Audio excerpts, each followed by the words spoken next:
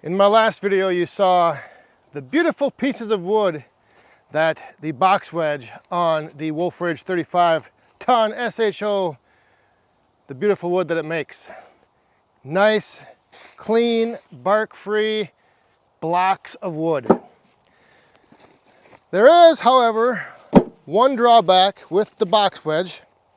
I'm sure many of you know, or many of you have seen, commented on the amount of slash and trash you get from the box wedge. And what I'm doing now is I'm just kind of going through and I am picking out some of the stuff that I can put back there in my kindling bin. And then some of the stuff is just smaller chunks that I do also have a use for. Like this piece right here was just a short cutoff.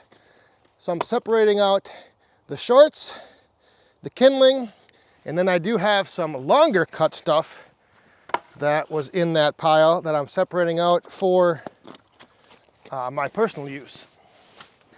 The thing that I really like about that box wedge is the fact that for me to have taken those big rounds and split and resplit and resplit and resplit, it would have been a lot of work. So I was very grateful that Rick offered to come over and help out for the afternoon, just hang out here in the Woodyard, and we got a lot done. We didn't finish everything, but it made quick work of most of it.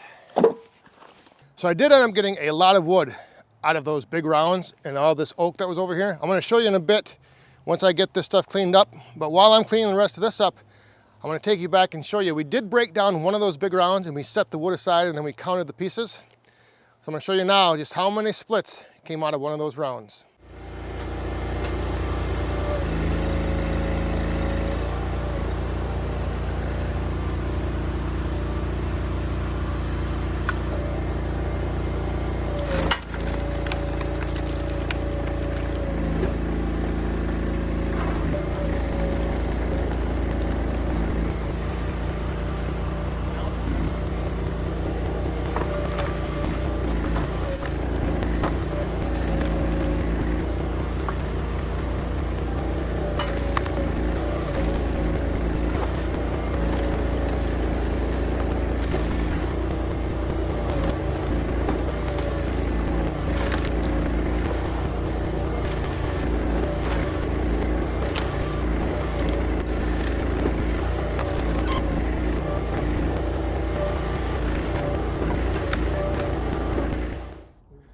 That, so I wouldn't even count that. what?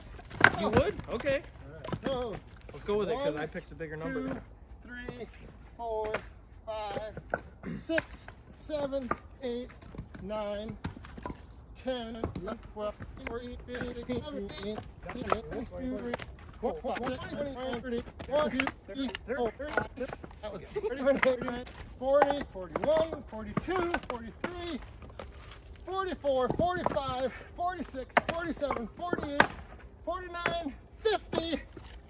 51. 50 and a half. Wow. 50 pieces. That's crazy. 50 pieces of wood from one round. So yeah, 50 pieces. 50 splits off of one of those big rounds. Well, 50 and a half, you count the little one there, but a lot of wood comes out of those big rounds. So I've got everything pretty much now all cleared up. Let me show you everything that came out of the pile of what we got split. There's still more to do. All right, we'll start with the small stuff here, the kindling. So this is all the scraps that I picked up. And I didn't pick up everything, but this bin was empty. Those are 4-foot high sides.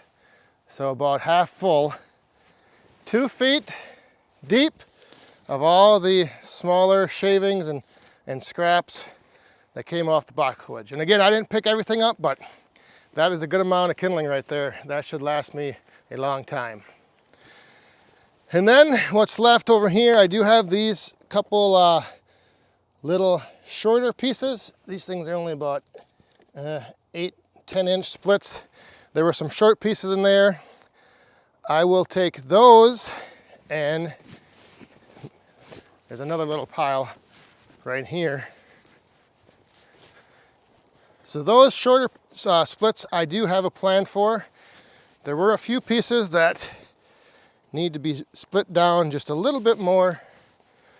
Those big chunks will end up going in my personal burn pile, along with, this is a bucket full of long cut. So these were just some big long rounds that were in the pile here.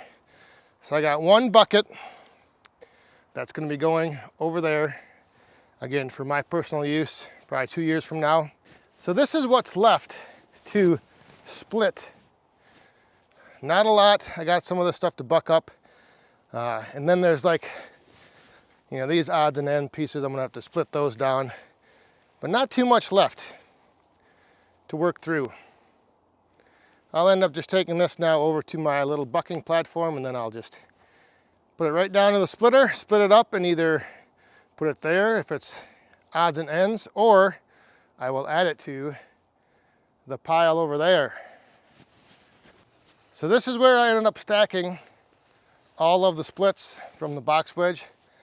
And what I did is I put, you might not be able to see it, but I put some pavers down, and I put a treated 2x12 down on the ground for everything to sit on.